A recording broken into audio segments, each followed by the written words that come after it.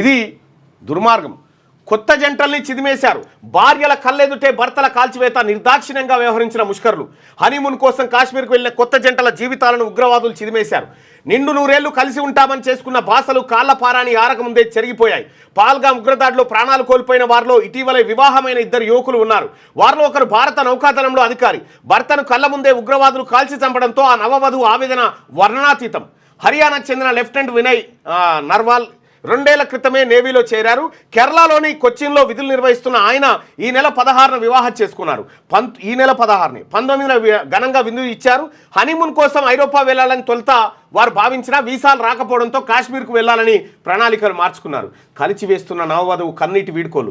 పెళ్ళై వారం తిరగక ముందుకే తన కళ్ళెదురే 16 తారీఖు పెళ్ళైంది, 19 తారీఖు పెళ్ళై వారం తిరగక ముందుకే తన కళ్ళెదురుగానే ప్రాణాలు కోల్పోయి భర్తను చూసి నవవధువు హతాశురాలైంది. మృతదేహాన్ని బుధవారం ఉదయం ఢిల్లీకి తరలించి సైనిక లాంఛనాలతో అంత్యక్రియలు నిర్వహించారు. షెల్యూట్తో భర్తకు తుది వీడుకోలు పలకడం అందరినీ కలచివేసింది. ఢిల్లీ విమానాశ్రయంలో లెఫ్టినెంట్ వినయ్ నర్వాల్ భౌతిక గాయం వద్ద విలపిస్తున్న ఆయన భార్య